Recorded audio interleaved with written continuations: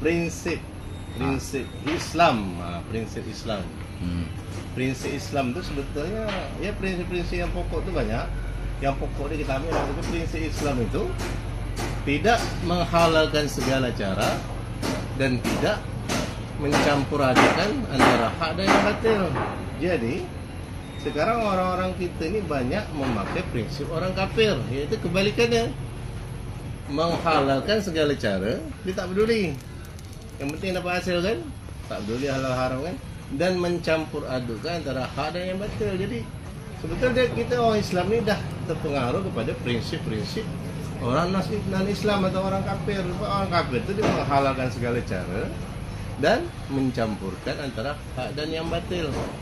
Jadi di situlah maka kita harus ajaklah kawan-kawan kita apa semua itu kan untuk kembali kepada prinsip Islam tadi balik.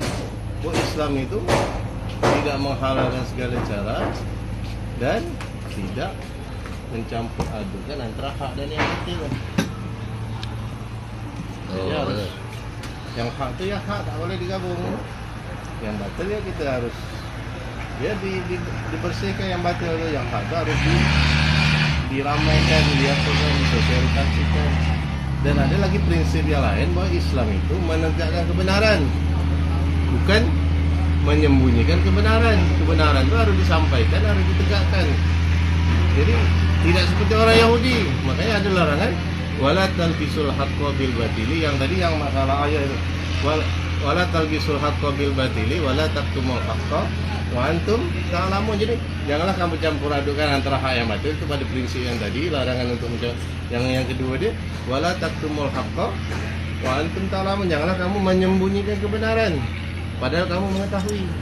Jadi sebagai orang Islam kalau dia tahu kebenaran, dia harus tegakkan, dia harus sampaikan, dia harus dakwahkan, dia harus sosialisasikan. Dia tak boleh sembunyikan, dia tak boleh bermuka dua, cari muka. Jadi intinya dalam Islam tu ibadah tu kita mencari ridha Allah, bukan cari ridha manusia. Jadi tidak ada prinsip abu-abu, katakan yang hak itu hak, yang batil itu batil. Jangan abu-abu. Katakan yang benar itu benar, hak itu hak, walaupun pahit. Ya kan? Jadi itulah. Jadi begini, jadi ibarat orang yang tidak punya prinsip, ibarat orang yang itu ibarat kapal tanpa kemudi. Kalau kapal tanpa kemudi, itu dia dibawa arus, kemana dibawa arus, pergi dia dibawa arus ke sana ke sini. Pas ada gelombang, ada angin, dia tak ada kemudi, dia tidak bisa melawan angin, tidak bisa melawan, ditambah arus tadi gelombang, salah-salah bisa tenggelam. Di situlah bahaya orang tak ada prinsip tadi. Ya tenggelam dia, jatuh kepada maksiat, jatuh kepada syirik, jatuh kepada bid'ah, jatuh kepada kekufuran kan gitu. Jatuh maksiat. Jadi ialah kemudi itulah prinsip kita. Jadi kalau hidup ini harus ada prinsip, maksud prinsip yang betul. Prinsip yang betul tadi Islam itu tidak menghalalkan segala cara. Jadi masalah harta kita cari yang halal, tak perlu banyak, yang penting halal berkah. Tidak mencampur adukkan hak yang batil. Dia masalah harta tak boleh campur aduk yang haram dengan halal. Lepas tu masalah ilmu pun yang haknya tak boleh campur dengan yang subhat. Yang masalah agama pun tak boleh campur aduk juga. Yang tauhid tak boleh campur dengan syirik. Yang sunnah tak boleh campur dengan bid'ah. Yang amal soleh jangan dicampur aduk dengan yang maksiat. Iya. Gitu. Itulah poin yang kita bahas. Jadi intinya ini tadi kita harus balik kepada prinsip. Di hidup kita harus ada punya prinsip.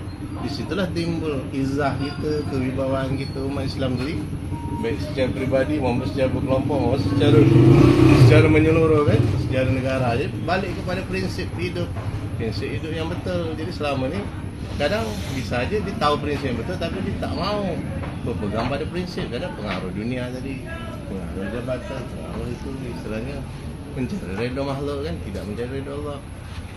Disitulah tadi yang harus kita benahi kan? Balik ke prinsip hidup. Okey. Ya.